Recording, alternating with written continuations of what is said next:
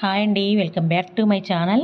ఇక్కడ నేనైతే రాగులు మొలకలు చేసుకొని స్ప్రౌట్స్ లాగా చేసుకొని ఒక 48 మినిట్స్ ఉంచి ఇలాగా బాగా కడిగి ఒక 4-5 టైమ్స్ గాలిచ్చి బాగా మనం ఇట్లా ఒక జల్లిదానికైతే వేసుకుంటాను నేను.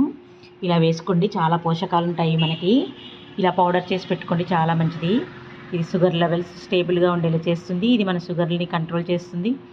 ఈ రాగిలో calcium, magnesium, potassium, vitamins, minerals వంటి పోషకాలు చాలా సమృద్ధిగా ఉంటాయండి. అందులో ఇది డైజెషన్కి కూడా చాలా మంచిది. హార్ట్ని హెల్తీగా ఉంచుతుంది. ఈ శక్తిని కూడా బాగా ఇమ్యూనిటీని పెంచుతుంది. ఇలా మొలకలు కట్టి ఎండబెట్టి పౌడర్ చేసుకున్నాను నేను. మన శక్తిని బాగా డైలీగా యాక్టివ్గా ఉంచుతుంది. మనం రోజు చాలా యాక్టివ్గా ఉంటాము. ఈ కాఫీ టీలు పక్కన పెట్టి రాగులు అలవాటు చేసుకోండి.